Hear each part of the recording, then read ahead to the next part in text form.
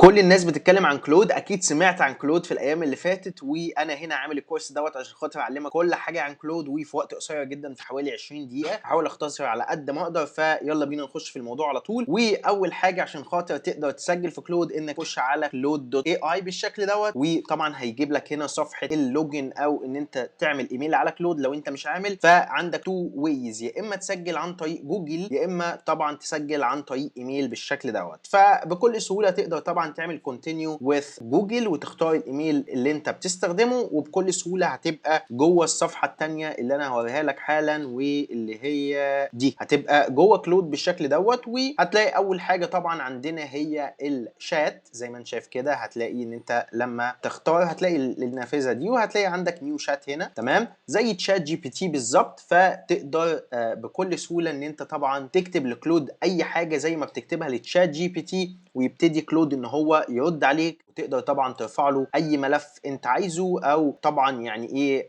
عندك اكتر من اوبشن هنا هنتكلم عليهم واحده واحده. بس تقدر طبعا ترفع له ملف او صوره زي تشات جي بي تي بالظبط، او ترفع له سكرين شوت او ايا كان، وتقدر طبعا تاخد سكرين شوت زي ما انت شايف كده، تيك سكرين شوت. تمام، عندنا اكتر من موديل في كلود زي ما عندنا في تشات جي بي تي بالظبط. زي ما في تشات جي بي تي كان في 5.2 بقى في 5.4 دلوقتي وهكذا. ففي اكتر من موديل في كلود. عندك طبعا اقل موديل بالشكل ده اللي هو الهايكو 4.5، ده سريع جدا للكويك انسرز او للاجابات السريعه، تمام، وده من اصغر الموديلز في كلود، ويعني ده اقلهم. فطبعا عندك اللي بعده على طول اللي هو السونيت 4.6 حاليا، تمام، وده موديل كويس جدا جدا وممتاز لمعظم الحاجات. ايا كان انت عايز تعمل ايه هيعمله لك، سواء عايز تكريت ويب سايتس، عايز تكريت موبايل ابلكيشن، عايز تساله على حاجه، عايزه يعني يعمل لك اي تاسك في ملف بي دي اف وات ايفر، هيعمله لك بكل بروفيشناليزم. تمام. عندك احدث موديل من كلود هو الاوبوس 4.6، فاللي هو الاوبوس 4.6 ده اعلى موديل في كلود، وده اكتر واحد بيحرق كريدتس في كلود. تمام. طيب ده موجود اصلا على البيد بلان مش على الفري بلان، تمام. فانت لما تكون على الفري بلان هتلاقي عندك السونيت وعندك ايه الهايكو. طيب هل السونيت كويس اصلا لو انا مش مشترك في الاوبوس 4.6 دوت، او مش مشترك في الخطه البرو؟ طبعا ممتاز جدا، هيعمل لك يعني كل اللي انت عايزه، مش هيعطلك ابدا. ولكن الفكره بس في الاوبوس 4.6 هو اذكى من السونيت وللعمليات المعقده شويه. يعني انت لو عايز تعمل تاسك معقد شويه هيكون طبعا الاوبوس 4.6 هو الاكفأ في التاسك ده. طيب عظيم جدا. من هنا تقدر طبعا تتكلم فويس مع كلود، تمام، تقدر تقول له اي حاجه انت عايزها ويرد عليك زي ما بنعمل في تشات جي بي تي. وعندك طبعا هنا زي تشات جي بي تي برضه اكتر من حاجه، رايت، تمام، لو انت عايز تكتب بيقول لك طب انت عايز تكتب ايه، تمام، كونتنت مثلا create a piece that blends to completely different writing styles، معرفش ايه، هتلاقيه خاصه بالرايتنج والكتابه، دي خاصه بالتعليم، دي خاصه بالكودينج، دي خاصه باللايف ستاف، مثلا create a morning routine، plan a special celebration. مثلا لو بتقول له مثلا اعمل لي احتفال معين، عايزه بلان مثلا لاحتفال معين او ايا كان زي عيد ميلاد او وات ايفر. ودي زي ما انت شايف كده كلودز تشويس، بيقول لك بلاي ا وورد جيم توجذر، ده لو انت عايز بقى ايه يعني حاجه كده ايه زي بيعملها لك زي انتراكتيف وكده كالعاب وبتاع. طيب ما علينا، انا حبيت اشرح لكم بس ان اول ما بتفتحوا كلود بيبقى الموضوع سهل جدا زي تشات جي بي تي، نافذه عاديه تقدر تكتب فيها اللي انت عايزه. طيب تمام زي الفل. ايه طيب الجديد في كلود؟ ليه كل الناس بتتكلم عن كلود، وليه هو اميز من تشات جي بي تي اصلا؟ طيب كلود اميز من تشات جي بي تي، دي حاجه انا بصراحه لاحظتها لما جربته زي بقيه الناس، وان هو فيه اصلا مميزات كتيره جدا مش موجوده في تشات جي بي تي واللي انا هوريها لك دلوقتي. طيب خلينا ناخد حاجه زي ما قلت لك. انت عندك هنا نيو شات، تقدر طبعا تفتح شات جديد وتتكلم مع كلود براحتك، تبعت له اي حاجه بيرد عليك. وعندك حاجه هنا اللي هي السيرش، تقدر تبحث عن اي كونفرزيشن، ودي برضه موجوده في تشات جي بي تي وفي اي موديل عادي جدا او اي تشات او اي اي. وعندك الكاستمايز، دي هنا حاجه جميله جدا موجوده، وهي في حاجه اسمها طبعا سكيلز في كلود، هنتكلم عنها بالتفصيل. بس قبل ما اتكلم عنها عندنا كونكت يور ابس. كونكت يور ابس هي برضه موجوده في تشات جي بي تي وموجوده في اي اي موديل دلوقتي، وهي ان كلود بيخليك بتخليك تربط اي ابلكيشن خارجي انت بتستخدمه بكلود. زي مين مثلا؟ زي مثلا جوجل كالندر، زي الادوبي اكسبيرينس مانجر سوري، زي مثلا عندك زوم مثلا، عندك فيجما، عندك هاب سبوت، عندك بقى معظم الابلكيشنز المشهوره زي جيميل او ايا كان. فانت دلوقتي كده بتدي كلود اكسس على الجيميل، بمعنى ان انت ممكن تقول لكلود مثلا والله خش على الايميلات كل يوم الساعه 6 اقرا لي مثلا الايميل اللي بيجي لي مثلا من مديري او مثلا من المانجر بتاعي، واكتب لي التاسكات بتاعته مثلا في لسته معينه وابعتها لي مثلا تمام. فانت هنا بتدي له اكسس على الايميل بتاعك. حلو. فهنا كونكتورز دي بتكونكت انت كلود مع اي ابلكيشن. حلو. طيب ايه موضوع البلجنز؟ موضوع البلجنز هي برضو عاملاها شركه انتروبيك او عاملاها كلود مع بارتنرز او شركاء ليهم.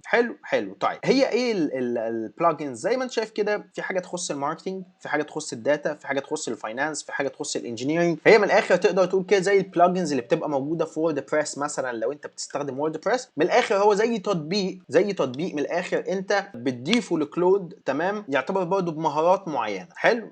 تمام زي الفل. ايه هو؟ زي ما انت شايف كده لما نيجي نقرا كرييت كونتنت، الماركتنج ده بيعمل ايه؟ بيكرييت كونتنت، بيبلان كامبينز، بيانالايز بيرفورمانس اكروس ماركتنج شانلز، بيمينتين البرفورمانس او البراند وهكذا. تمام. فده زي تطبيق خاص بالماركتنج انت بتضيفه لكلود، وده خاص بالداتا، ده خاص بالديزاين وهكذا. حلو قوي. طيب ايه بقى موضوع السكيلز اللي قلب الدنيا والناس كلها بتتكلم عليه في كلود؟ طيب السكيلز ده حاجه جميله جدا. تمام. انت عندك هنا اكتر من سكيل موجوده على كلود بشكل الديفولت. كلود اصلا موجود عليه السكيلز دي، تمام، اللي هم كل دول، تمام، باي ديفولت وانت بتضيفهم. حلو. يعني مثلا لو رحت قلت له اد او بلس وقلت له براوز سكيلز، فيجيب لي دي السكيلز الموجوده عند كلود. طيب ايه السكيلز؟ السكيلز هي مهارات، تمام، زي ما انت شايف كده مثلا في كانفاس ديزاين بيعمل ايه؟ ده بيكرييت بيوتيفول فيرتشوال ارت ان بي ان جي اند بي دي اف دوكيومنتس يوزنج ديزاين فيلوسفي. حلو.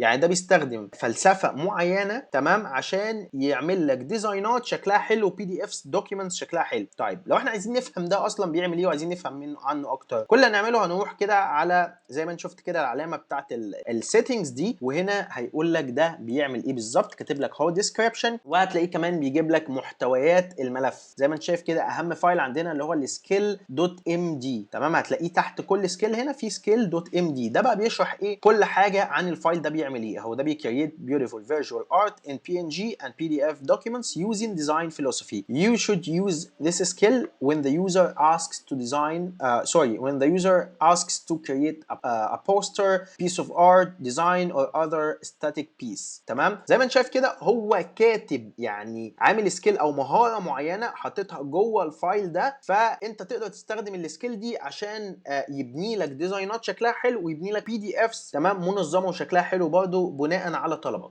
حلو. طيب في السكيلز او المهارات اللي موجوده باي ديفولت في كلود زي ما انت شايف كده، وفي ان انت ممكن تعمل انت سكيل بنفسك. طب ازاي اعمل سكيل بنفسي؟ دي سهله جدا. احنا عندنا حاجه هنا اسمها سكيل كرييتور، دي برضه مهاره جوه كلود بتبني لك مهارات، تمام. فانت ما بتروحش تبني الفايل ده مثلا بايدك او حاجه، لا انا هوريك دلوقتي ازاي نبني مهاره بكل سهوله. زي ما انا بنيت مثلا المهاره اللي فوق دي اللي اسمها يوتيوب Arabic content. زي ما انت شايف كده بتعمل ايه المهاره دي؟ بتجنريتس كومبليت اكسكيوشن ريدي يوتيوب كونتنت.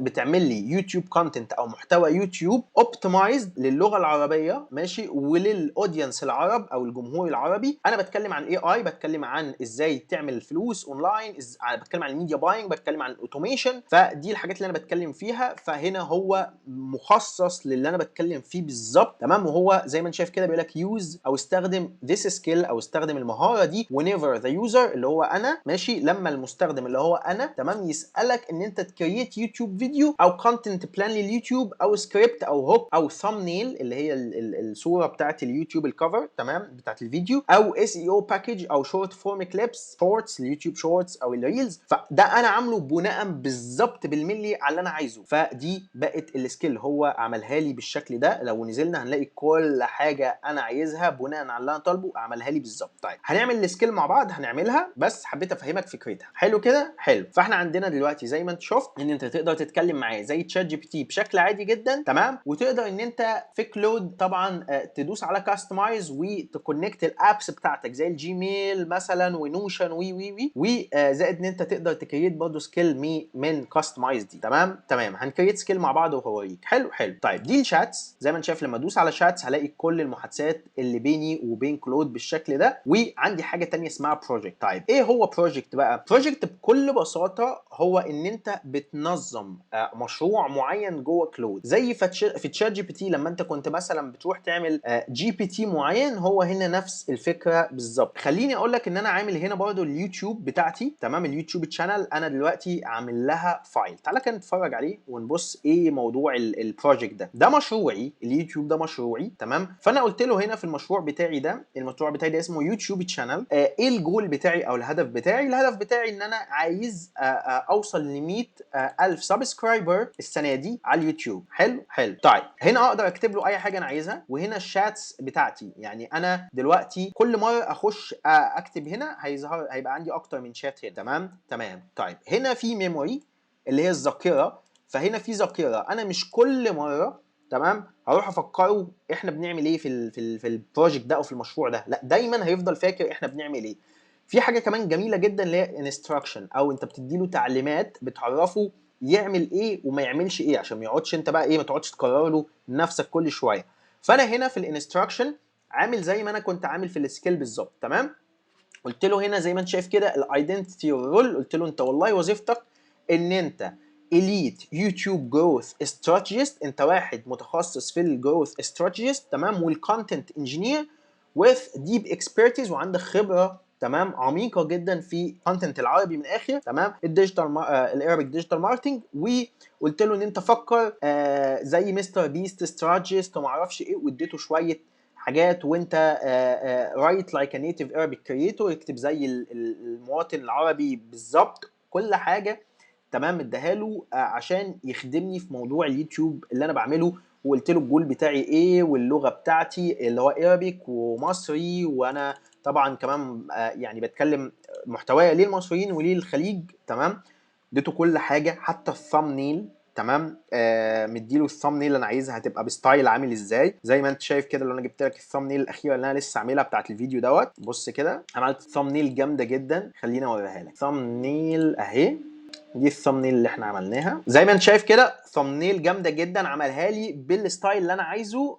مجرد بس ان انا حطيت الانستراكشنز اللي انا وريته لكم ده، تمام. فان انت تدي له الانستراكشن، ويا سلام بقى لو تروح تدي له كمان مثال تبقى انت عملت معاه الصح. يعني انا مثلا قلت له اهو الثامنيل، انا عايز الثامنيل تبقى 1 2 3 4 5 6 7 8، لما اطلب منه ثامنيل والفونت يبقى عامل ازاي وكل حاجه. ولو رحت اديته كمان اكزامبل في الشات هتبقى عملت معاه الصح، مع ان انت مسيف الانستراكشن ده، تمام تمام. فانا كده وريتك ايه البروجكت اللي انا عامله عشان تبقى فاهم الفكره. طيب تعالى بقى اوريك ازاي تعمل بروجكت جديد. طيب احنا دلوقتي لو دوسنا على كلمه بروجكتس بالشكل ده، انا مش ناسي على فكره موضوع السكيل، هعلمك ازاي تعمل سكيل كامله، بس خليني اوريك موضوع البروجكت الاول. حلو حلو. ازاي اعمل بروجكت؟ اول حاجه هدوس على كلمه نيو بروجكت، تمام. بعد ما ادوس على نيو بروجكت اقول له البروجكت بتاعي عن ايه، وات ار يو وركينج اون، انت شغال على ايه يا عم الحاج. فهقول له مثلا ان انا شغال على انت لو شغال على مشروع برمجي معين او ابلكيشن معين، او شغال مثلا على اي حاجه معينه هتكتبها له، تمام. وليكن مثلا اقول له ان انا شغال على ماركتنج كامبين مثلا فور مثلا امازون مثلا، اي حاجه، تمام. وهنا بقول له ايه الجول بتاعي. الجول ان انا مثلا اقول له مثلا الجول بتاعي مثلا سيلز، تمام، ماشي. انا كده الجول بتاعي سيلز من الكامبين بتاعتي دي، واقول له كرييت بروجكت بالشكل ده. طيب حلو. بعد ما قلت له كرييت بروجكت زي ما انت شايف كده، هيبقى في ميموري هنا انت الوحيد اللي هتشوفها، وطبعا هنا عندك اكتر من موديل زي ما انا قلت لك. وطبعا هنا الاحسن انت تعتمد دايما على سونيت 4.6 عشان يوفر لك كريدتس لو انت مشترك في الخطه البلان اللي هي $20 او ايا كان، تمام. لان اوبوس حلو جدا ولكن بيحرق كريدتس كتير، وهو زي ما قلت لك للتاسكات المعقده جدا، تمام تمام. طيب حلو قوي. هو باي ديفولت هو السونيت، ولو عايز طبعا موديلات قديمه هتلاقيها موجوده هنا بالشكل دوت. لو انت عايزه يفكر بطريقه عميقه بقى، انت بتفعل الاكستندد ثينكينج بالطريقه دي، ولكنها برضه بتحرق كريدتس كتير. فانت لو مش محتاج خليه في في الديفولت زي كده. حلو حلو. طيب ده اسم البروجكت بتاعي. هنا احط الانستراكشن، تكتب له بقى زي ما قلت لك اللي انت عايزه. تقدر تعمل حاجه لذيذه جدا انا بعملها. ايه الحاجه اللذيذه دي؟ انا بروح على الشات هنا اصلا تمام بتاع كلود تمام، وبروح اقول له والله يا كلود انا ببني 1 2 3 4 5 وعايزك تديني انستراكشن تمام للموضوع ده. فكلود بيجي هنا يقوم يديني انستراكشن وانا اخده كوبي واروح بقى ايه للبروجكتس بتاعتي هنا، واروح جاهز احط الانستراكشن المحترم اللي كلود كتبه لي هنا بالشكل ده. فيبقى عندي استراكشر زي اللي انا وريته لك لقناه اليوتيوب بتاعتي. تمام كده فهمت الفكره صح؟ صح حلو قوي. الفايلز هنا بتضيف فايلز تمام، يا اما تضيفه من على الكمبيوتر عندك يا اما تضيفه كتكست برضو تمام، او ان انت مثلا تضيفه من على جوجل درايف او ايا كان. طيب ايه الفايلز دي؟ الفايلز دي مثلا لو انت مثلا عندك صور مثلا لريزلتس لكامبينز قديمه مثلا، او عندك ريزلتس لاي حاجه او فايلات او اي حاجه انت عايزه يعمل زيها مثلا للماركتنج كامبين دي، انت بتحطها له هنا عشان يبقى سهل عليه ان هو يعني يمشي عليها، تبقى ريفرنس ليه او زي مرجع ليه هنا تمام. يعني مثلا لو انا بعمل ثامبنيلز زي ما قلت لك اليوتيوب، ممكن احط له شويه ثامبنيلز انا عجباني بالستايل اللي انا بحبه تمام، احطها له هنا، فهو بكل سهوله هيحاول يقرب الثامبنيلز بتاعتي او يحاول يماتش الثامبنيل بتاعتي مع صور الثامبنيل اللي انا حطها له هنا في الفايلز دي كفكره بسيطه. تمام. طيب حلو قوي، انت كده فهمت فكره البروجكت وفهمت هينفعك في ايه. تعالى بقى طيب نيجي بقى للارت فاكتس. ايه هي الارت فاكتس؟ الارت فاكتس باختصار هي انك بتكريت حاجه هي انتراكتيف. يعني مثلا دلوقتي انا لو رحت قلت له نيو ارت فاكت تمام كده حلو، تعالى ندوس عليها ونشوف هنعمل ايه. بيقول لك طب انت عايز هنا تعمل بقى ابلكيشن ولا ويب سايت، ولا عايز تعمل مثلا دوكيومنت وتمبلت، ولا عايز تعمل لعبه او العاب، ولا عايز تعمل productivity tools مثلا زي نوشن زي سلاك او ايا كان، ولا عايز تعمل creative project حاجه ليها علاقه بالديزاينات وكده، ولا عايز تعمل كويز، ولا عايز تستارت فروم سكراتش، انت عايز ايه بالظبط تمام. فانا مثلا لو رحت قلت له مثلا ابس اند ويب سايتس، فهتلاقيه بالشكل ده بيقول لي طب عايز تبني ايه في الابس اند ويب سايتس؟ عايز تبني لاندنج بيج او بورتفوليو، ولا عايز تبني ويب اب او تول، ولا عايز تبني داشبورد، ولا اذر، عايز تبني ايه بالظبط، ولا حاجه تانية خالص تمام. لو قلت له بقى دوكيمنت تمبلت وهكذا. فانا دلوقتي اقول له طب ماشي يا عم يلا نبني مثلا لاندنج بيج او بورتفوليو، فيقول لي طب انت عايز تبني لايه؟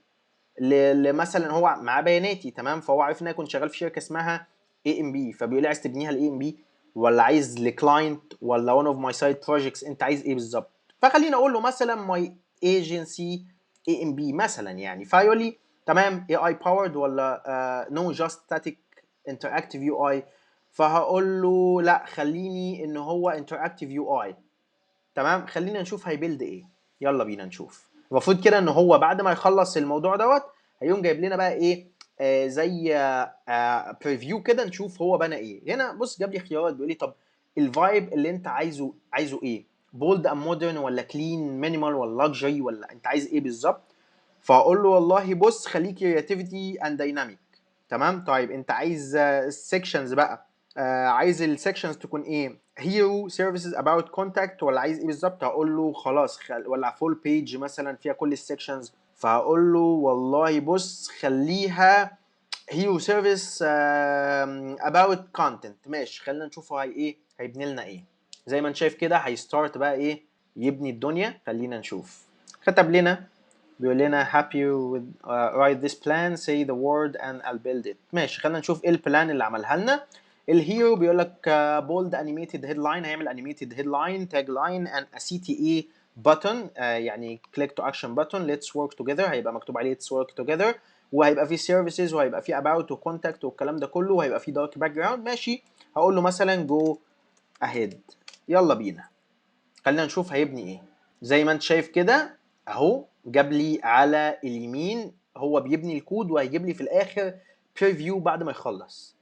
الموضوع جامد جدا بجد، يعني في حاجات هوريها لكم جميله جدا بجد. الموضوع جامد قوي. كمان لما اوريكم موضوع السكيل الموضوع تحفه وبجد اجمد من تشات جي بي تي بكتير جدا. يعني انا سعيد وانا بستخدم كلود، يعني انا كل ده بكلمك عن كلود، لسه ما جيتش ولا على كلود كو ورك ولا جيت على كلود كود تمام. اي نو ان انت عرفت عن كلود كو ورك وكلود كود، بس انا بوريك اللي انت تقدر تعمله بس بكلود اللي هو العادي تمام، اللي هو اصلا انت بتكست ويرد عليك حلو. انما كلود كود بقى هنخش في حاجه بقى ان هو يعمل اوتوميشن بقى، وممكن بيعمل فيديو اديتنج، وبيعمل حاجات مجنونه جدا، وبيعمل حاجات زي اللي بيعملها ان ات ان بالظبط. تقدر تعمل اوتوميشن سيستم كامل، كل حاجه تقدر تعملها بكلود كود. انا كل يوم عمال اكتشف حاجات جديده بصراحه، وكل يوم في تحديث جديد. طيب انا بحاول اخلي الفيديو ده مش طويل على قد ما اقدر بصراحه، ولكن الموضوع ممتع يعني. انا مهما اتكلمت مش هخلص بصراحه قد ايه كلود فيه حاجات مميزه كتير. طيب ادينا يعتبر خلصنا. تعال بقى نشوف العظمه. بص عمل ايه، بص عمل ايه في ثانيه الا ثانيه. تمام، عمل لك اهو لاندنج بيج لطيفه جدا. تمام، زي ما انت شايف كده انيميتد. تمام، فيها انيميشن وفيها حركات زي ما انت شايف كده. الموضوع سيمبل ولطيف. حلو، وعمل لي تاجز هنا اهو. حلو زي ما انت شايف، لطيفه جدا. وزي ما انت شايف كده فيها فورم وبتاع، وفيها سند مسج، وانا اقدر طبعا بكل سهوله اقول له ان هو يعدل عليها زي ما انا عايز. يعني هو عمل لي حاجه سريعه قوي قوي، انا ما قلتلوش كلمه وعملها في ثانيه الا ثانيه. تخيل بقى احنا قلنا له ايه، يضيف شويه حاجات، وضفنا له مثلا حاجات من جيت هاب مثلا لو بنعملها بكلود كود، مثلا ريبوزيتوريز معينه، وخلينا نعمل انيميشنز بقى مجنونه خالص وبتاع. يقدر يعمل كل حاجه. بس حبيت اوريك الارت فاكت دي بتعمل ايه. هي بتعمل حاجات كده زي ما انت شايف كده. ايا كان انت عايز ايه يعمله لك، سواء حاجات للدوكيمنت او للابس او ويب سايتس، وتبقى انيميتد بالشكل. طيب احنا كده اتكلمنا عن الارت فاكتس. هنلاقي في حاجه واحده هنا هي الكود زي ما انت شايف كده، بس دي هشرح لكم عنها في الاب بتاع كلود. طيب ايه الفرق بين الاب او كلود على الديسكتوب، تمام، على الماك او الويندوز، او كلود دوت اي اي؟ هوريك الفرق دلوقتي لما نخش على الاب نفسه. بس في حاجه عايز اوريها لك دلوقتي قبل ما نخش على الاب. تمام، دلوقتي انت عشان خاطر توفر توكنز، تمام، او عشان تطلع برضو احسن نتيجه ممكنه من الاي اي، انت محتاج تكتب للاي اي برومت مظبوط. طيب ازاي يكتب برومت مظبوط للاي اي؟ زي ما احنا شايفين كده، في هنا بلجن في هنا اكستنشن انا مسطبها على جوجل كروم.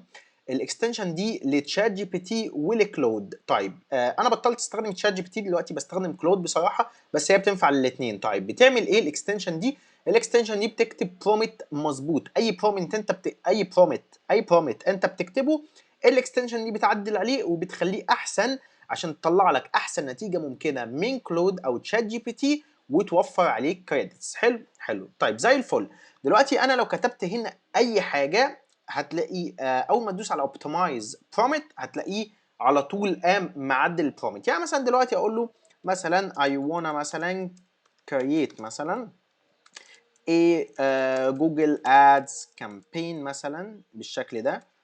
جوجل ادز كامبين and I want you to help me with مثلا the ad copy and مثلا اقول له the مثلا keywords مثلا the keywords مثلا، واقول له مثلا this campaign is for مثلا an e-commerce مثلا ويب سايت او ستور، an e-commerce store مثلا called مثلا خلينا نقول حاجه زي digital for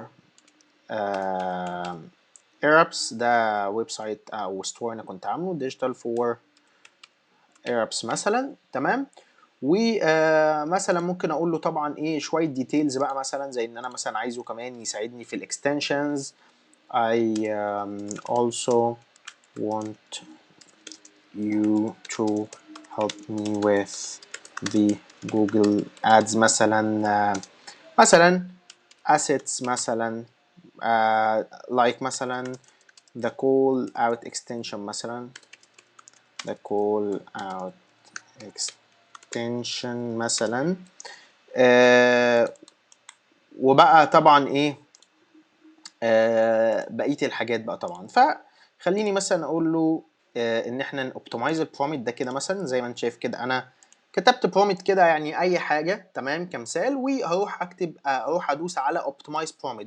شفت السحر اللي حصل؟ عمل لي ايه؟ كتب لي برومت مظبوط جدا وعدل لي على البرومت اللي انا كاتبه.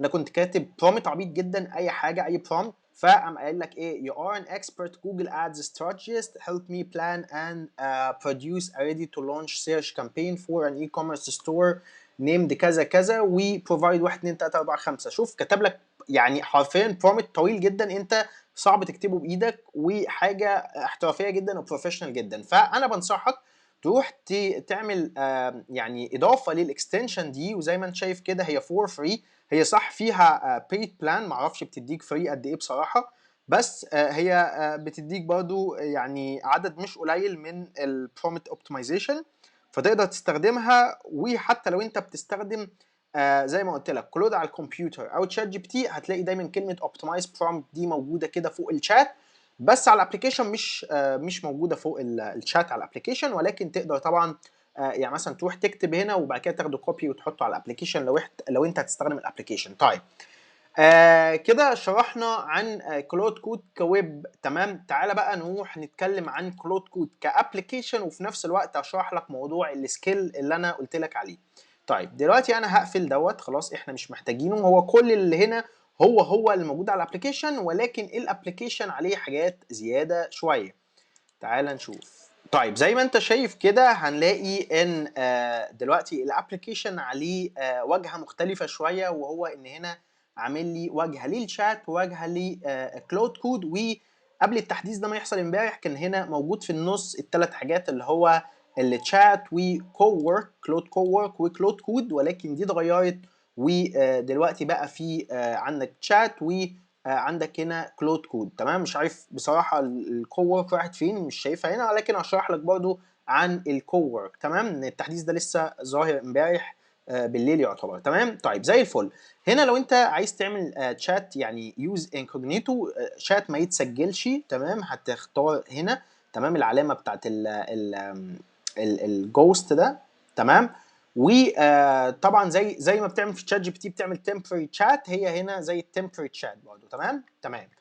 طيب هنا الميزه ان كلود كود مدموج في الابلكيشن بتاع الديسكتوب، وكمان كوورك كمان مدموج هنا، فده الفرق. حلو حلو. انت تقدر تستخدم كلود كود لو انت على البيد بلان مش البلان الفري. طيب خليني دلوقتي اخش اشرح لك موضوع السكيل، وبعد كده هاخدك على السيتنجز بتاعت كلود عشان خاطر نعرف ازاي اصلا نظبط السيتنجز بتاعت كلود وجواها ايه. لان انا بصراحه عايز اشرح لك كل حاجه، وعايز برضه امر بسرعه على الكلود كود عشان تفهم كلود كود يعني بيتسطب ازاي وازاي تستخدمه كده، تمام. فيلا بينا سريعا. عايزين نعمل سكيل جديده، تمام. السكيل الجديده دي خلينا نقول ان هي تبقى مخصصه فقط للثامنيل بتاعتنا.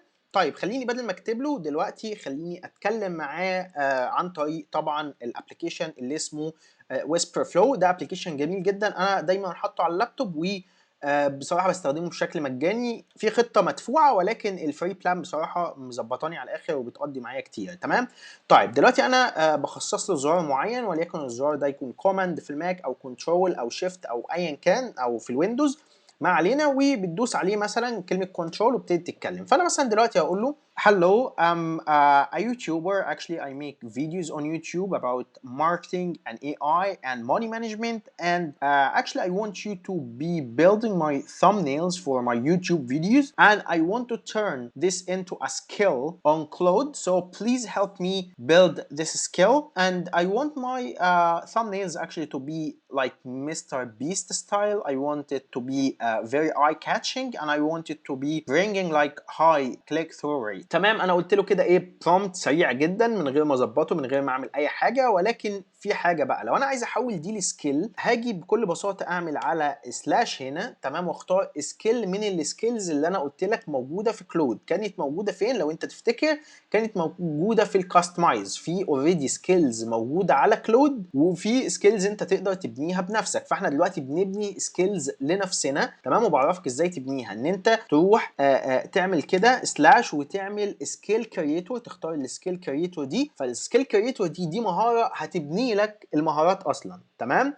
فانت كل اللي بتكتبه بتقول له انت عايز المهاره دي عن ايه. ممكن المهاره دي تكون بتكتب سكريبتات للفيديو، ممكن تكون بتصنع ثامبنيلز، ممكن تكون بتعمل ايا كان. فخليني هنا اضيف له برده شويه حاجات، مثلا اقول له I'm building my thumbnails through Nano Banana. Okay, so your job is to provide me with great prompts that I can give to Nano Banana to build my professional thumbnails. بص انا كده اديته اهو، زودت له على البرومبت. طيب كده سكيل كريتور دي هيبتدي بقى يبني لي السكيل. طيب انا عايز اضيف ايه في السكيل دي تاني مثلا، ايا كان يعني فاهم، ممكن انا اخليه اصلا يظبط لي الموضوع دوت. يعني ممكن ابقى قبل ما اعمل سكيل كريتور هنا بالشكل دوت تمام، اقول له مثلا please optimize this into a great structure so I can build it as a skills into Claude. طيب زي ما انت شايف كده تمام، انا ممكن هنا اخليه الاول يعني يعمل لي كده زي structure معين او instruction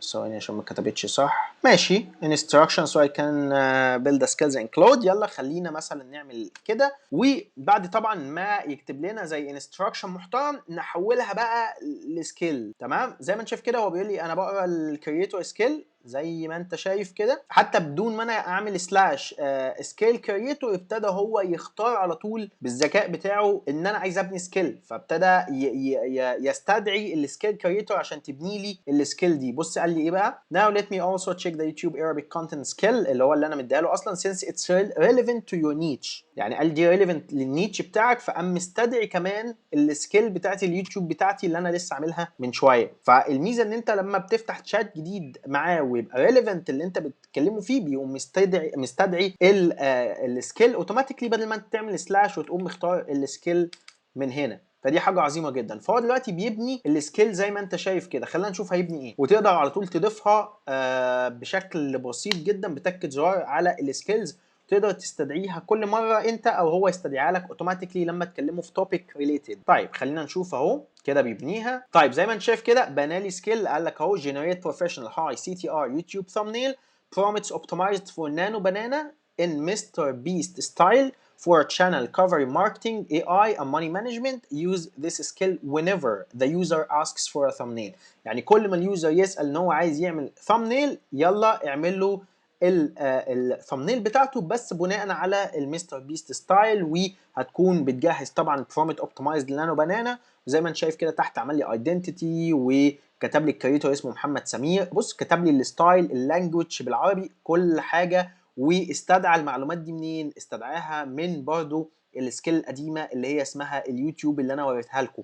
فبكل بساطه زي ما انت شايف كده انا ممكن اروح واعمل سيف سكيل. اول ما اعمل سيف سكيل زي ما انت شايف كده السكيل دي اتسيفت في السكيلز، فاحنا لما نروح كده نعمل مانج هنلاقيها اتسيفت في السكيلز اللي انا وريتها لك. شفت اليوتيوب اهي تمام، دي يوتيوب ثامبنيل، وعندك ده اليوتيوب Arabic كونتنت، دي اليوتيوب ثامبنيل لسه احنا عاملينها حالا مع بعض. حلو، ودي السكيلز الموجوده في كلود اصلا.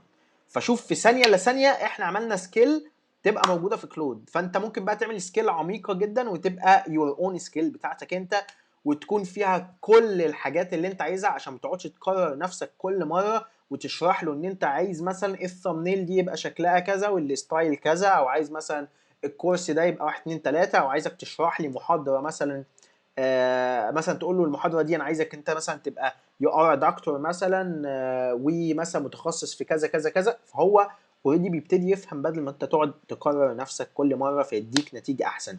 عظيم عظيم جدا. تمام طيب كده اتكلمنا عن السكيل. تعالى بقى نخش في حاجه تانية اللي هي السيتنجز، عشان مش عايز بصراحه اطول الفيديو عن كده. السيتنجز زي ما انت شايف كده هي ان انت بتلاقي جواها شويه حاجات زي الجنرال. بيقول لك انت اسمك ايه؟ انا اسمي كذا. طب اناديك بايه؟ اناديك اقول له ناديني مثلا بكذا. بيقول لك طب انت ايه اللي بيوصف شغلك؟ انا اللي بيوصف شغلي ماركتنج، فهختار ماركتنج من هنا، انا ما كنتش مختارها. هنا بيقول لك طيب عرفني بقى شويه حاجات عنك. هنا تقدر تحط له شويه حاجات عنك هنا يقدر يعرفها زي personal preferences يعرفها كلود عنك. تمام انا قلت له هنا سيف تمام عشان يسيف موضوع الماركتنج. زي ما انت شايف هنا دي نوتيفيكيشنز، تقدر طبعا تختار ان هو يبعت لك نوتيفيكيشنز لما يبقى في مثلا مثلا رد وكمل مثلا هو كان بيكتب رد واوريدي عمل الرد فيبعت لك نوتيفيكيشن لو انت بره التطبيق. يبعت لك مثلا زي ما انت شايف ايميلز from كلود on the web. dispatch messages. ايه dispatch دي؟ dispatch دي ان انت من الاخر بتقدر تكلم كلود من الموبايل، من الاب بتاع كلود على الموبايل، وتقول له يتحكم في الكمبيوتر بتاعك من الموبايل as long as ان الشاشه بتاعه الكمبيوتر مفتوحه. حلو حلو. هم كمان عملوا حاجه كمان جديده كتحديث، اسمها ايه؟ اسمها روتينج تقريبا، تمام. ان انت تقدر برضو تدي كلود مهمه معينه، ان انت مثلا تقول له كل يوم الساعه 6 مثلا اعمل كذا، فهيروح يعمل مهمه معينه على السيرفرات بتاعه انتروبيك، تمام، من غير ما انت تكون فاتح الكمبيوتر اصلا، هتعمل على سيرفرات انتروبيك. فده ده حاجه جميله جدا، وبرده تحديث جميل جدا. طيب هنا الابييرنس، تمام، تقدر تختار اللايت او الدارك او الاوتو. انا ما بحبش اللايت الصراحه، انا بحب الدارك، والاوتو دوت على حسب بقى، بالنهار هيبقى ابيض وبالليل هيبقى اسود بطريقه اوتوماتيك. حلو حلو. الباك جراوند زي ما انت شايف كده في باك جراوند انيميشن، عايزها بقى تبقى انيبلد ولا اوتو ولا ديسيبلد على حسب ما انت عايز، انا عاملها اوتو. والفونت، عايز الفونت بتاع كلود يبقى ايه؟ انا عامله الديفولت بصراحه، وفي هنا اكتر من فونت تقدر تختار منه. ده كده الجنرال. طيب بالنسبه للاكونت، بالشكل ده تقدر من هنا تديليت الاكونت، من هنا تلوج اوت، وهنا زي ما انت شايف كده ايه الديفايسز اللي بتستخدم الكلود اكونت بتاعك، تقدر تعرف مين فاتح كلود من هنا. برايفسي طبعا زي ما انت شايف كده، تقدر هنا تعمل اكسبورت للداتا بتاعتك. حلو. وهنا عندك بتقدر تتحكم في الشير داتا في الميموري، وهنا بتقدر تديله لوكيشن ميتا داتا بتفعلها، تمام، لو انت عايز. وهنا help improve cloud، هنا بيقدر زي ما انت شايف كده allow the use of your chats and coding sessions، هنا بيقدر ياخد الشاتس بتاعتك والكود بتاعك عشان يدرب الاي اي موديل بتاعه. فانت لو عايز تديها له يعني تخليه يستخدمهم، معلم عليه دي، مش عايزه يستخدمهم اقفلها. ليه الخصوصيه بتاعتك اقفلها لو انت بتتعامل مع اكواد حساسه وحاجات كده. البيلنج طبعا هي فيها السبسكريبشن بتاعك. بالمناسبه اشترك من الموبايل، ما تشتركش من الاب او من سوري من الديسكتوب او من الكمبيوتر، اشترك من الاب عشان السبسكريبشن على الاب ارخص. ليه؟ معرفش، بس هو ارخص. تمام تمام. طيب هنا اليوزج بيقول لك انت استخدمت قد ايه من كلود، لان كلود كل 5 ساعات يعني انت دلوقتي لو انا استخدمت دلوقتي كلود، تمام، واستخدمت كل اليوزج بتاعي، انا استخدمت 9% حاليا، لو ده وصلت هنا 100%، هستنى 5 ساعات عشان خاطر اقدر استخدم كلود تاني عشان ده يريفرش. دي حاجه رخمه شويه في كلود، ولكن موجوده. بس البرو بلان يعني بتقضيك تعمل حاجات كتير جدا لحد ما توصل لل 100% اصلا. تمام تمام. طيب الكابابيلتيز، تمام، هنا برضو زي ما انت شايف كده الميموري search and reference chats، تمام، allow Claude to search for relevant details in past chats. هنا بيستخدم المحادثات بتاعتك القديمه مع كلود عشان خاطر يقدر يجاوبك على حاجات معينه لما بتساله، بيقدر يسيرش في الشات القديم. انا بحبها دايما تبقى شغاله دي الصراحه. طيب generate memory from chat history، هنا بيستخدم الشات بتاعك عشان خاطر يقدر يبني history او يبقى عنده برضه ذاكره من الشات بتاعك. حلو كده حلو كده. تمام. هنا import memory from other providers، هنا زي ما انت شايف كده دي الحته بتاعت تشات جي بي تي، لما كنا بنقول ان انت تقدر تاخد البرومبت ده وتروح لتشات جي بي تي، تمام، وتجيب منه النتيجه اللي اداها لك بناء على البرومبت ده، وتحط المعلومات هنا، تمام، وتدوس اد ميموري، فهنا هتضاف الميموري بتاعتك من تشات جي بي تي بعد ما تعمل اكسبورت من من تشات جي بي تي. هنا تول اكسس زي ما انت شايف كده لود تولز وين نيدد، دي برضو خليها يعني شغاله دايما. حلو. هنا زي ما قلت لك دي الارتفاكتس الفيجوال. حلو. ask Claude to generate content like code snippets، برضو دي مفعله. AI powered artifacts create apps prototypes مش عارف ايه، دي عندي مقفولة، بس خلينا نقراها تاني. create apps prototype and interactive document that use Claude inside an artifact. Start by saying let's build an app to access the power of Claude API. ده تقريبا ليه علاقة بالكلود API. تمام. وعندنا هنا inline visualization allow Claude to generate interactive visualization، تمام، ده عشان يعمل interactive apps وكده، حاجات بتتحرك زي ما قلت لك، وانيميشن وما اعرفش ايه. ودي خاصه بالكود اكسكيوشن اند فايلز، تنفيذ الاكواد وكده. فدي كده عندك كل حاجه، وعندك تحت السكيلز اهي skills have moved to customize. هنا كانت السكيلز هنا لوحدها ولكن هم حطوها في الكاستمايز زي ما احنا شفنا. حلو حلو. كونكتورز زي ما شرحتها لك قبل كده، تقدر تكونكت جوجل درايف، جيميل، جوجل كالندر، هاجن فيس، وات ايفر. تقدر تضيف اي حاجه لكلود عشان خاطر هو هنا يقدر يبقى عنده اكسس عليها. تمام تمام. كلود كود من هنا زي ما انت شايف كده.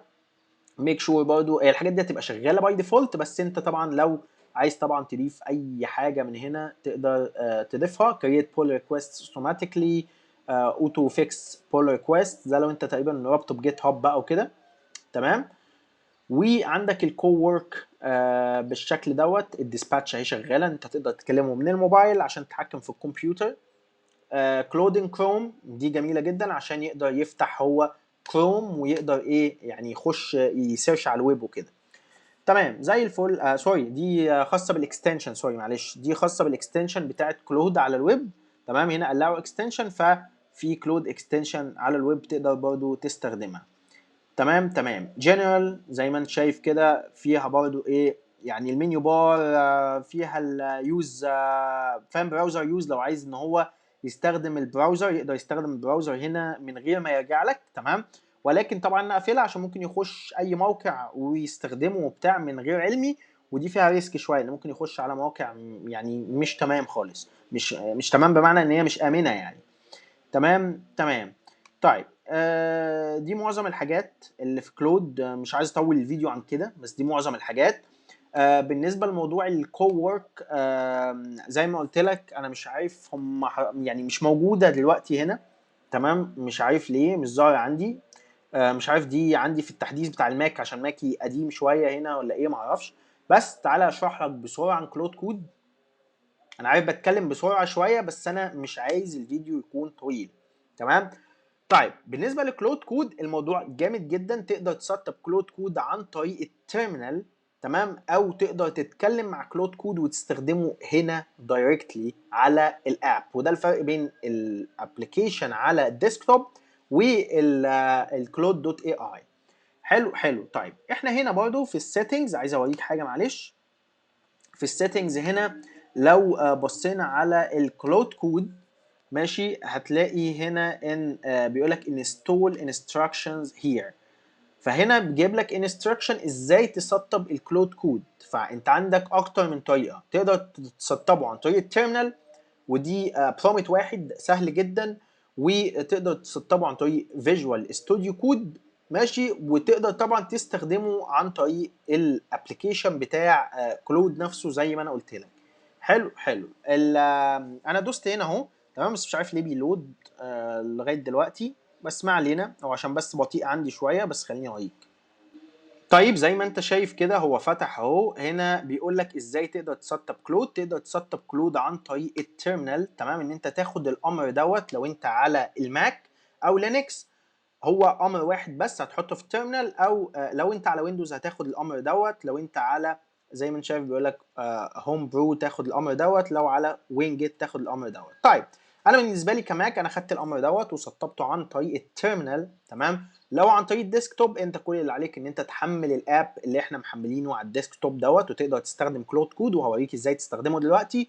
وفي فيجوال ستوديو كود تقدر تسطبه من الماركت بليس بتاع فيجوال ستوديو كود. هتلاقي زي اكستنشن بس تسطبها وهيبقى عندك وهيبقى عندك الكلود كود شغال. وعندك هنا الجيت برينز برضو بيقول لك ان انت تقدر تسطبه عن طريق الماركت بليس بتاع الجيت برينز. طيب انا دلوقتي خلاص هكلمك عن كلود كود في الاب. تمام. مش تيرمينال. لو عايز تسطبه عن طريق التيرمينال سطبه، وتقدر باي ذا واي عن طريق التيرمينال تتكلم معاه تكست. يعني انت مش هتدخل اكواد على التيرمينال ولا تدخل حاجات معينه، لا انت تقول له عايزين نعمل 1 2 3 زي ما بتكلموا في الشات، وهتبتدي تستخدمه بالطريقه دي في التيرمينال. تمام تمام.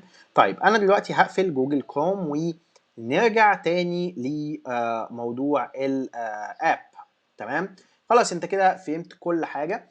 طيب سريعا قبل ما اشرح كلود كود عايز اتكلم على الكو ورك. ايه الكو ورك ده بيعمل ايه، وايه الفرق بينه وبين الشات وبينه وبين كلود كود. طيب الفرق بين كلود كو ورك والشات والكلود كود هو ان كو ورك انت بتقدر تديله اكسس معينه على فايل معين في الجهاز بتاعك وتقول له والله خش نظم لي الفايلات في الفايل دوت في الفولدر دوت مثلا، او امسح لي فايلات معينه، او ايا كان تديله اي تاسك على الكمبيوتر بتاعك وهو يعمله.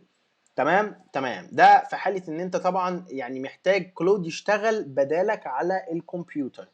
لو انت طبعا مش هتكون بقى طبعا ايه بتسال ويجاوبك بس، لا انت عايزه ينفذ حاجه على الكمبيوتر، هيبتدي ينفذ على الكمبيوتر امر معين تديله اول ما تحدد له فولدر معين. من هنا زي ما انت شايف كده تقدر ان انت تعمل سيلكت فولدر وتحط له فولدر معين. ده كلود كوورك. تمام. طيب كلود كود بيعمل ايه بقى؟ كلود كود بتقدر تبني عن طريقه ابلكيشنز ادفانسد وويب سايتس وداشبوردز، وتقدر طبعا تبني بيه حاجات مجنونه جدا وتعمل بيه حاجات مجنونه، زي ان انت تقول له مثلا ابني لي كامبين كامله على ميتا، ابني لي كامبين على جوجل ادز، اعمل لي فيديو اديتنج، اعمل لي اوتوميشن تول او اوتوميشن ورك فلو زي ما بنعمله على ان مثلا او ميك. تمام. يقدر يعمل لك كل الكلام دوت. او طبعا عن طريق ان هو واخد اكسس برضو على حاجه معينه زي ميك او ان يقدر برضو ان هو يستخدمهم عشان يبني ورك فلو اوتوميشن معينه. تمام. او اوتوميشن ورك فلو معينه. طيب تمام. فهمنا فكره الكوورك، نبتدي بقى نخش عملي على الكلود كود. طيب زي ما انت شايف كده كلود كود جايب لي برضو بيقول لي طبعا ان انت تقدر من هنا تستخدم فولدر معين، فانا هروح هنا واقول له open folder. تمام. لان انت لازم تحدد فولدر عشان تقدر تستخدمه. تمام. فانا هنا قلت له open folder، هو كده عمل open folder. فاروح اسمي الفولدر دوت مثلا هسميه personal مثلا ويب سايت. تمام. سميته personal ويب سايت او هسميه personal portfolio ايا كان. وبيرسونال ويب سايت دوت هعمل له اوبن كده بقى مفتوح عندي على كلود كود بالشكل دوت، وانا اقدر طبعا اعمل نيو سيشن. تمام. او انا اوريدي عامل نيو سيشن اهو. تمام. هروح بقى ان انا اكتب لكلود كود اي حاجه. وقبل ما اكتب له انت عندك هنا حاجه ان انت هنا تقدر انت تاكسبت الايديتس. هو يسالك على البرميشن او ياكسبت الايديتس بنفسه، او يعمل بلان مود ان هو يعمل زي تخطيط قبل ما يبتدي يشتغل ويعرض عليك الخطه. تمام. او ان هو يباي باس بيرميشن. باي باس بيرميشن يعني انت بتقول له خلاص انت ما تسالنيش، عيش حياتك يا باشا واقبل انت البيرميشن او الصلاحيات بنفسك. حلو كده. حلو. طيب اكسبت اديتس انا هسيبها زي ما هي واروح اقول له اي وونت. هقول له طبعا امر صغير جدا وعبيط عشان اوريك كلود كود ممكن يعمل ايه. قبليها ثواني عشان ما انساش. طيب برضو الناس اللي هي كيوريوس وعايزه تعرف ازاي بيشتغل عن طريق التيرمينال، انا شرحت الحته دي ولكن كنت للاسف عامل بوز فما وريتهالكوش من الاول. طيب ماشي. كل اللي بعمله عشان اشغله بعمل بس كلمه كلود. بعد ما انت بتسطبه على التيرمينال بتروح تكتب كلمه كلود بالشكل دوت، وهتلاقي كلود فتح بكل سلاسه بالشكل دوت، وتقدر ان انت تتكلم معاه. انا دلوقتي قلت له هاو كان يو هيلب مي، فقال لي انا بقدر اعمل 1 2 3 4 5 بكل سهوله. وانا في حته شرحتها ان انا في مكتبه معينه سطبتها بما اني شغال في الديجيتال ماركتنج تقدر تساعدني في شغلي كله على كلود بصراحه بطريقه جامده جدا. انا دلوقتي عندي اكتر من اي ايجنت. وانس ان انا ادوس كلمه سلاش واكتب كلمه ماركت اللي هي اختصار لماركتنج عاملينها، اقدر الاقي هنا عندي حد ايجنت بيساعدني في الاد كرييتيفز والكوبي جنريشن، حد بيساعدني في الاي سي او، ايجنت بيساعدني في الاي سي او، عندي ايجنت بيساعدني في الكوبي رايتنج وكتابه الاعلانات وكده، ايجنت بيساعدني في الاوديت، اقدر اديله لينك ويب سايت معين ويقدر يعمل لي اوديت كامل. تمام. يقدر يعمل لي برضو براند فويس اناليسيز وجايد لاينز، ويقدر يعمل لي ريبورتس، ايميلز، سوشيال لاندنج بيجز، ريبورتس، كل حاجه يقدر يعمل لي في مجال الماركتنج بتاعي. فحاجه مجنونه جدا. معايا تيم كامل شغال معايا، والميزه ان هو بيشغل اكتر من ايجنت في نفس الوقت يعملوا الحاجات مع بعض مش ايجنت واحد. تمام. فدي حاجه جامده جدا. انت تقدر تلاقي على جيت هاب الاف الريبوزيتوريز اللي موجوده دلوقتي وبتشتغل مع كلود كود عشان تخلي كلود كود سو باورفول، تخليه معاك ماشين جامده جدا بتيمات كامله وتقدر تعمل حاجات مجنونه جدا بيها. تمام. طيب ده شرح بسيط كده عن ازاي تشغله من على التيرمينال للناس اللي بتتساءل. ومن هنا انا رحت هنا زي ما انت شايف سيلكتد فايل، بس زي ما احنا قلنا، وقلت له بس ايه please build a personal portfolio for me في الشات، ما قلتلوش حاجه تاني. الشات بتاع كلود كود. حلو كده. طيب زي ما انت شايف كده، هو هنا بيقول لي اهو what style tech stack do you want for your portfolio. عايز ايه بقى؟ HTML CSS جافا سكريبت ولا رياكت ولا فيو 3 ولا other ولا ايه؟ هنا بيقول لي ال HTML وال CSS والجافا سكريبت recommended، فانا هختارها. تمام، وهدوس على next. بيقول لي طيب انت عايز بقى ايه الفايب؟ عايزه دارك مينيمال ولا عايزه لايت كلين ولا بولد كرييتيف؟ فانا ممكن اقول له والله بص انا عايزه بولد وكرييتيف. تمام، ونشوف بقى يعمل لنا ايه. بص دلوقتي قال لي طب قول لي بقى عن نفسك، انت اسمك ايه والجوب تايتل بتاعك ايه والشورت واديني شورت بايو والكلام الجميل ده كله. طيب خلينا سريعا نقول له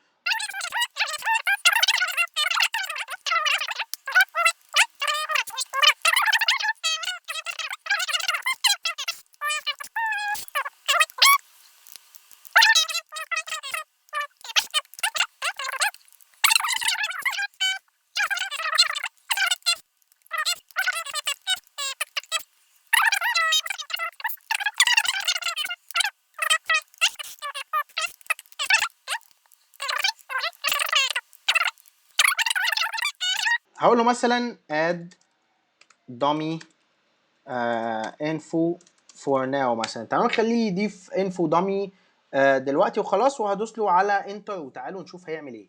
الانتر داس، يس كده الانتر داس. خلينا نشوف بقى هيعمل ايه. اديني اديته معلومات كده سريعه ونشوفه هيبني لنا ايه بالظبط. زي ما انت شايف بيقول لك building محمد's portfolio وبيعمل create. خلينا نشوفه هيعمل ايه. متاكد انه هيعمل حاجه جامده يعني. زي ما انت شايف كده بيقول لك التوكنز اللي استخدمها قد ايه. هنا استخدم 243 توكنز، وهتلاقيها بتزيد مع طبعا شغله على البورتفوليو اللي انا طالبه منه.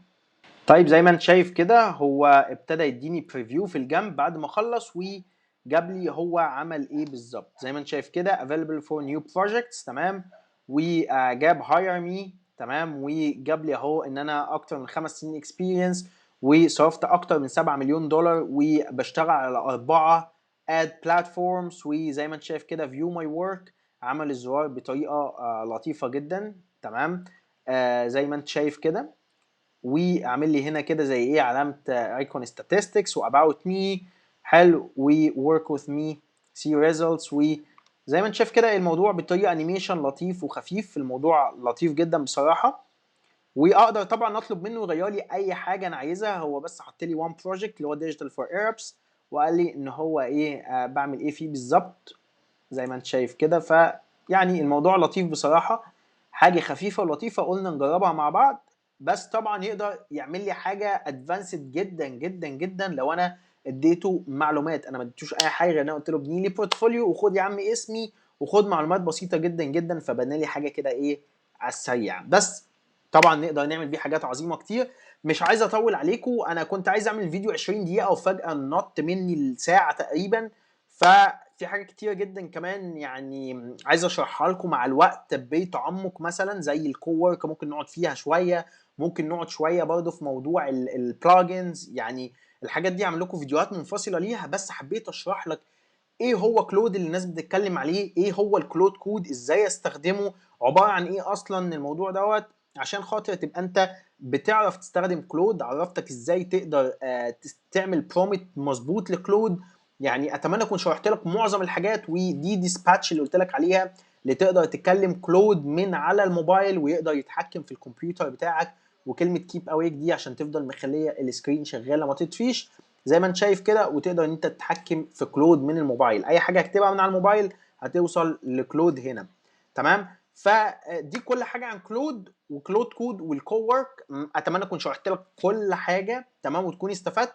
مستني كومنتاتكم وتقولوا لي الفيديوهات الجايه عايزينها عن ايه، وما تنساش تعمل سبسكرايب للقناه تمام عشان يوصلك كل الفيديوهات الجديده وتفعل الجرس.